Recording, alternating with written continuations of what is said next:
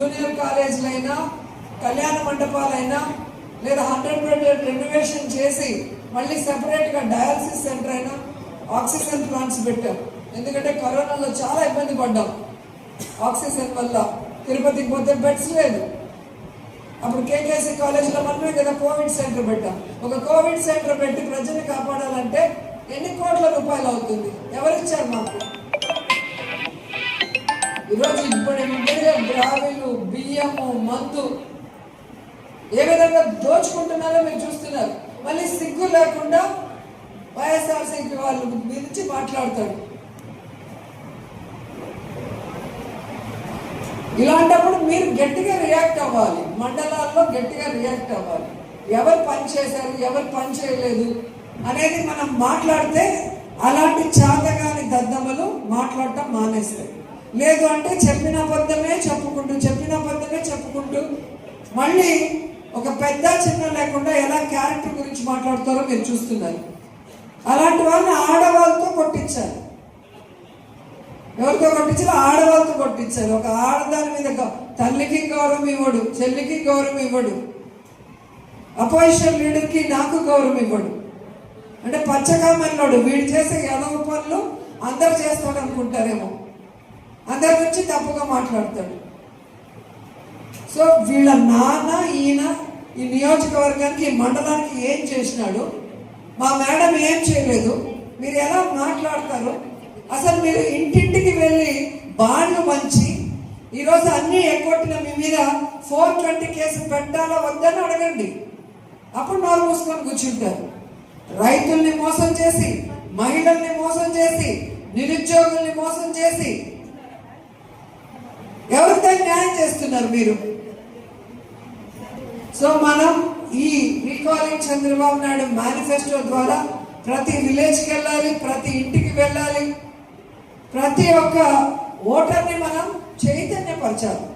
లేకపోతే మన వెనకే కోతులు తూగుతూ బాండ్లు ఇచ్చి ఎలా మనల్ని మోసం చేశారో భవిష్యత్తులో మళ్ళీ అదే మోసం చేయడానికి వాళ్ళు రెడీ అవుతారు. సో ఆ మోసం జరగకుండా రాబోయే లోకల్ బాడీ ఎలక్షన్స్లో మనం కట్టడి చేయగలిగితే ఖచ్చితంగా మన ప్రభుత్వం వస్తుంది.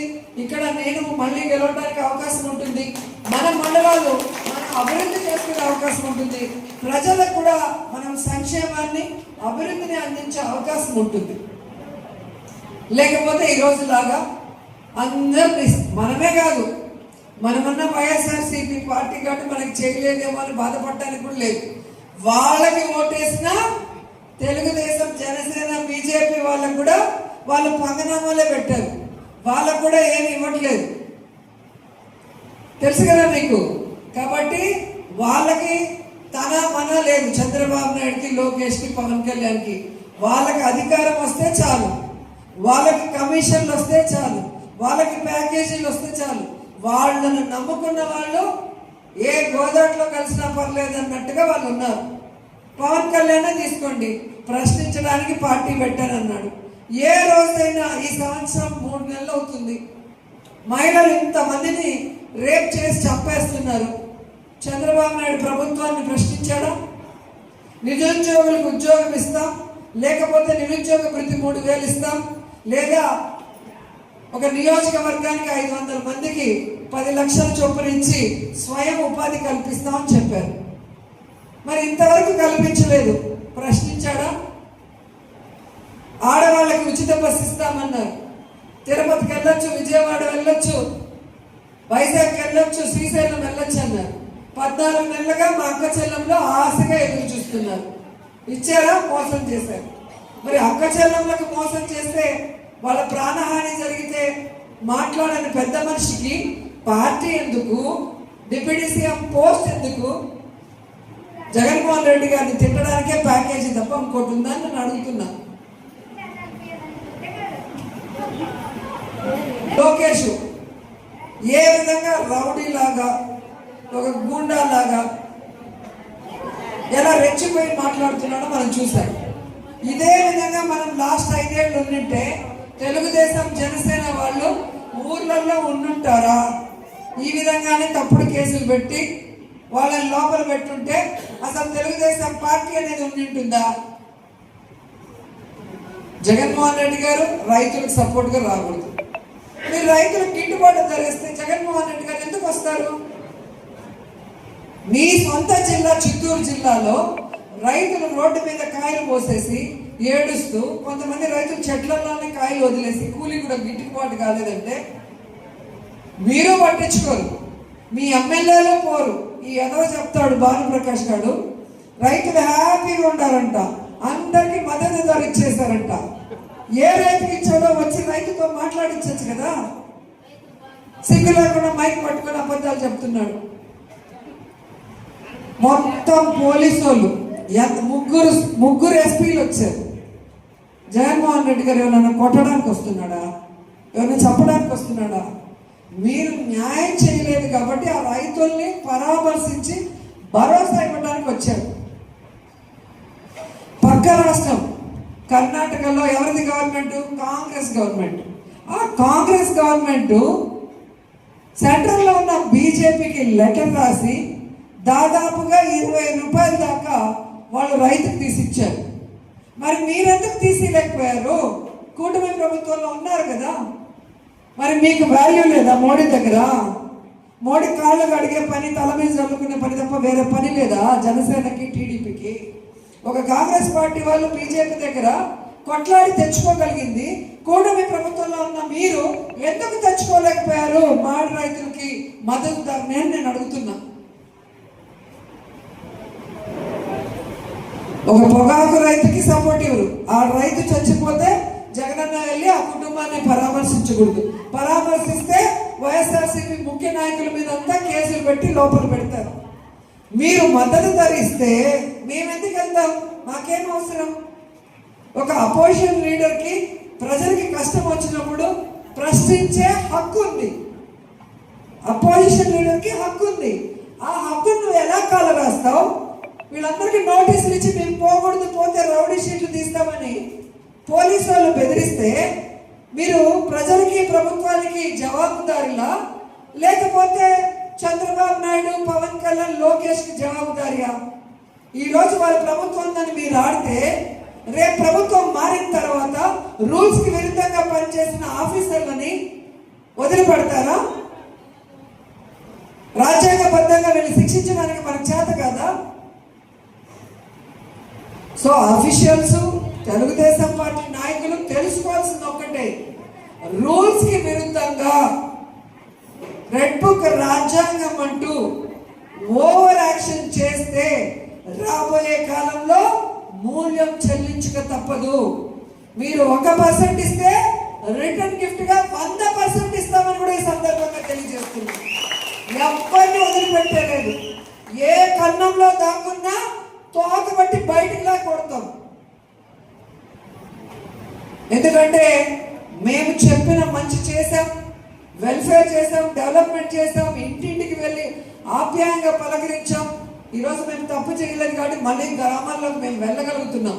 కానీ మీరు ఈరోజు మాకు పోటీగా ఒక ప్రోగ్రాం పెట్టారు, గడప గడపకి తెలుగుదేశం తొలి అడుగని.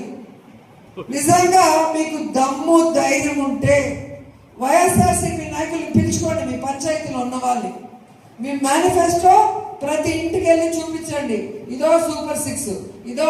ఈరోజు మీ పరిస్థితి ఏంటి? ఒక పండగ వస్తే మనం చేసుకోవడానికి ఉందా? పండగ వస్తే మీకు అమ్మఒడు, చేయుతో, ఆసరాను, రైతు భరోసాను, లేదా 0 వడ్డీకి రుణాలు ఇచ్చేవారు. సో మీరు కూడా బ్రహ్మాండంగా పండగలు చేసుకున్నారు, ప్రతి ఒక్కరు ఇల్లు కట్టుకున్నారు, ఇంట్లో కావాల్సిన వస్తువులన్నీ కొన్నారు. కానీ ఈరోజు ఉండాలి, బ్యాంకు దగ్గర ఒక లేడీ కనిపిస్తున్నారా? ఏ షాప్లో అయినా వెళ్తే ఒకరు కనిపిస్తున్నారా? ఎందుకు? మీకు ఇస్తానన్నవి ఎగ్గొట్టారు, జగనన్న ఇస్తున్నవి ఎగ్గొట్టారు. దీన్ని ఏమంటారు? మోసం చేయడం అనరా? ఒక మనిషికి ఇచ్చిన మాట చేయకపోతేనే మోసం అంటారు. అలాంటిది చంద్రబాబు నాయుడు, పవన్ కళ్యాణ్ ఇద్దరు సంతకాలు పెట్టి ఉమ్మడి మేనిఫెస్టోని ఇచ్చారు. ఇద్దరు సంతకాలు పెట్టి బాండ్లు పంచారు ఇంటింటికి. మీ ఇంట్లో ఇంతమంది ఉన్నారు, అమ్మఒడికి ఇంతమంది ఎలిజిబిలిటీ, 2 పిల్లలు ఉంటే 30,000, 3 ఉంటే 45,000, రైతు ఉండగా ఇంత డబ్బులు, 18 ఏళ్ళ పైన ఉన్నారా, 60 ఏళ్ల లోపల ఉన్నారా, నెలకి 1500. సో మీరు ఇన్ని లక్షలకి ఎలిజిబిలిటీ, సంవత్సరానికి ఇన్ని లక్షలు, 5 సంవత్సరాలకి ఇంత. మేము గెలిస్తే 2024 జూన్ నుంచే ఈ డబ్బు మీ అకౌంట్లో పడుతుందని బాండ్లు ఇచ్చారా లేదా? అందరికీ బాండ్లు ఇచ్చారు. మరి 2024 జూన్ అయిపోయింది, 2025 జూన్ అయిపోయింది. అంటే క్యాలెండర్లో సంవత్సరాలు మారిపోతున్నాయి, నెలలు మారిపోతున్నాయి, డేట్లు మారిపోతున్నాయి. కానీ వాళ్ళు ఇచ్చిన బాండ్లో ఒకటైనా జరిగిందా? మరి సంతకాలు పెట్టి బాండ్లు ఇచ్చి మోసం చేసిన వాళ్ళని మోసగాళ్ళు, చీటర్లు అంటారు. అలాంటి వాళ్ళ మీద ఎలాంటి కేసు పెట్టాలి? 420 కేసు పెట్టాలి. ఇప్పుడు చంద్రబాబు నాయుడు మీద, పవన్ కళ్యాణ్ మీద 420 కేసు పెట్టాలా వద్దా? పెట్టాలి కదా. సో దానికి మనం అందరం కూడా గట్టిగా ఉండాలి. ఈరోజు ఈ నియోజకవర్గంలో ఒక కరోనా మొహమ్మడు, వాడి పేరే కరోనా మొహమ్మడు. ఒక నవ్వు ఉండదు, ఒకరితో ఆప్యాయంగా మాట్లాడు, ఒకరికి పని చేయాలనుకోడు, గుడికి వస్తే తట్టలో కూడా 10 రూపాయలు. తెలుగుదేశం పార్టీ వాళ్ళు ఇచ్చే కాఫీని తాగుతాడు, తెలుగుదేశం పార్టీ పెట్టే భోజనం తింటాడు, తెలుగుదేశం పార్టీ వాళ్ళు ఖర్చు పెట్టి మీటింగ్ పెడితే వచ్చిపోతాడు తప్ప ఏ రోజైనా వీళ్ళు ఒక ఆఫీసు, ఒక ఇల్లు పెట్టుకొని ఎవరికైనా అందుబాటులో ఉన్నారా? ఎవరికైనా సహాయం చేశారా? ఏదైనా అభివృద్ధి చేశాడా? వాడు కూడా వచ్చి రోజా ఏం చేసింది, ఎక్కడ అభివృద్ధి చేసింది? వాడు విజయపురానికి, నిండ్రకి, పుత్తూరు, నగిరి, వడమన్పేటకు వస్తే రోజమ్మ ఏం చేసిందో కనిపిస్తుంది, జగన్మోహన్ రెడ్డి గారు ఏం చేశారో కనిపిస్తుంది. తిరుపతిలో, హైదరాబాద్లో కూర్చొని రోజమ్మ ఏం చేసింది, జగనన్న ఏం చేసినాడంటే, మీ నాన్న ఎమ్మెల్యేగా ఉన్నప్పుడు ఈ నగిరి నియోజకవర్గం ఎలా ఉంది, మేము ఎమ్మెల్యే అయ్యాక, జగనన్న సీఎం అయ్యాక ఏం పని చేశామో మీరు వెళ్ళి కళ్ళతో చూస్తే కనిపిస్తుంది. ఈరోజు విజయపురం మండలమే మీరు తీసుకోండి, ఐటీ కాలేజ్ ఎవరు కట్టించారా? మరి వాళ్ళ నాన్న తోపు తురుము, ఈడు పార్టీ తోపు తురుము, భానుప్రకాష్. మరి ఎందుకు మీరు ఐటీ కాలేజ్ కట్టించలేకపోయారు?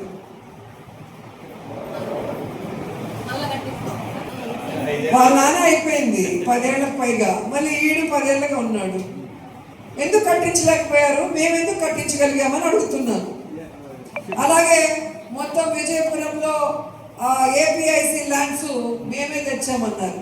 ఎవరు పర్మిషన్ తెచ్చారు? ఎవరి టైంలో పర్మిషన్ వచ్చింది?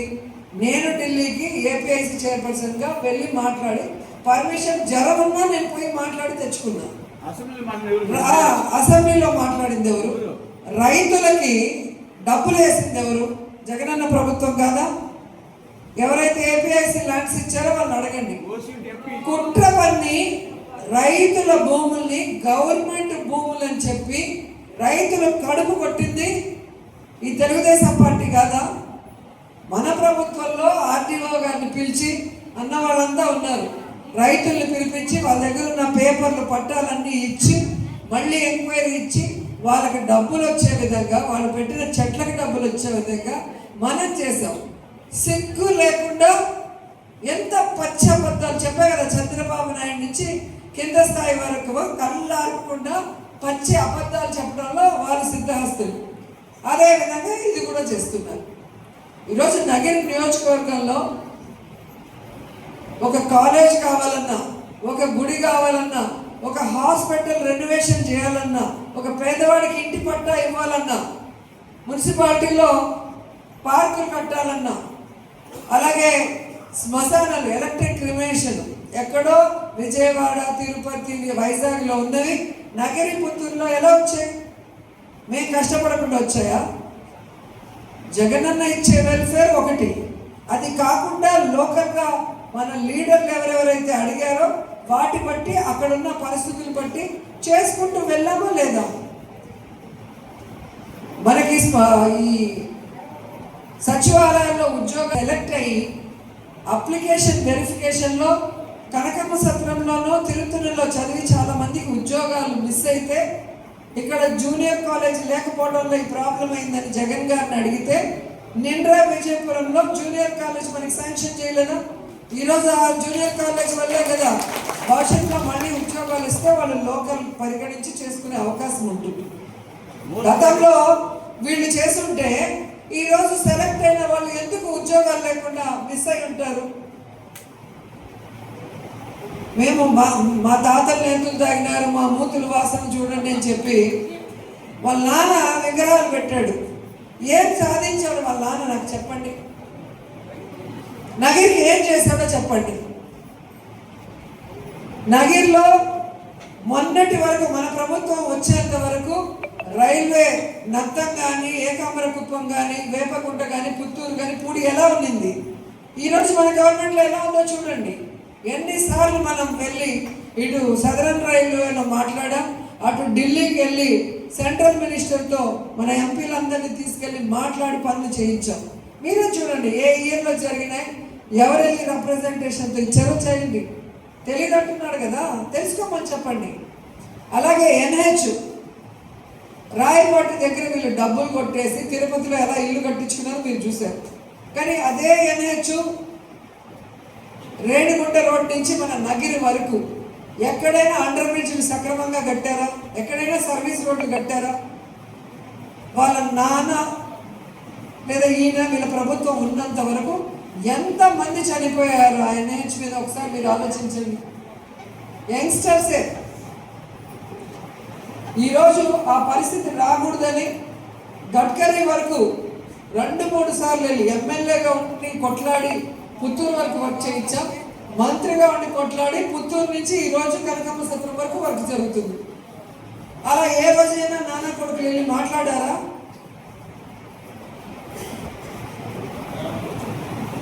హాస్పిటల్స్లో ఎంత రెనోవేషన్స్ చేసాం. 5 మండలాల్లో ఉండే PHL రెనోవేట్ చేసాం, అన్ని ఫెసిలిటీస్ ఇచ్చాం.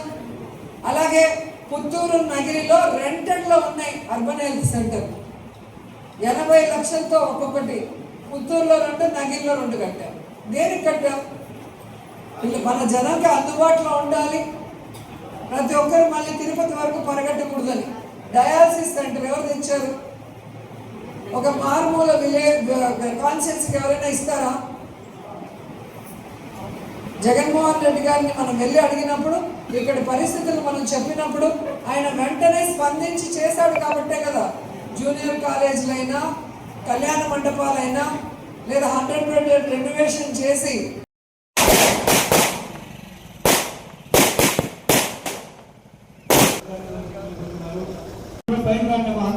అందరూ పైకి వచ్చేయండి.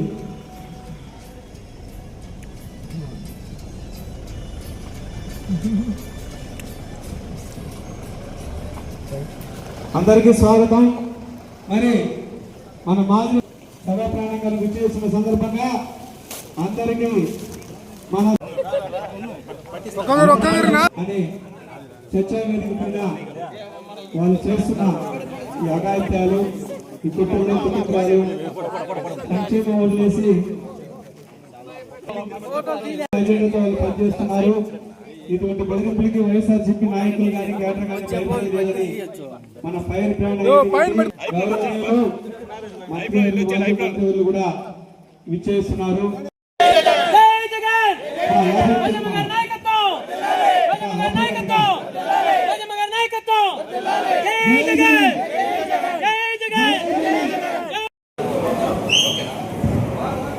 అందరూ కూర్చోండి. అందరూ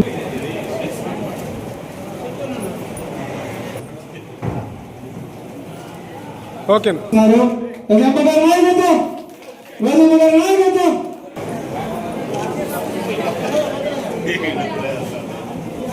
ఓకే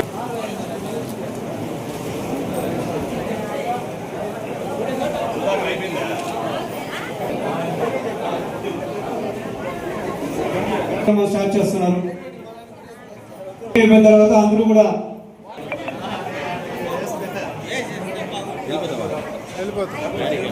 ఇక్కడ చూడనా, ఇక్కడ చూడాలా నిమిషం. ఓకేనా? ఓకే రామా.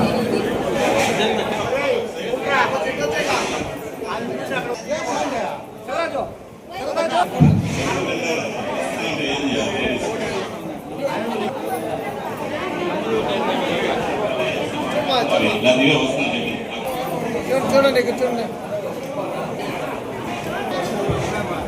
చూడండి ఇక్కడ చూడండి.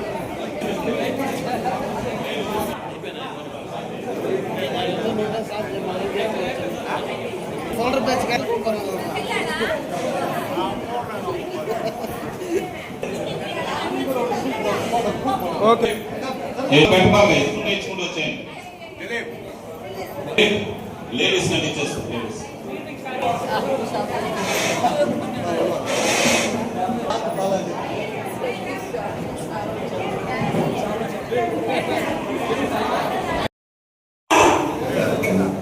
అదేవిధంగా డాక్రా అక్క చెల్లెమ్మలకి సంపూర్ణ రుణమాఫీ చేస్తానని చెప్పి మాట ఇచ్చినాడు.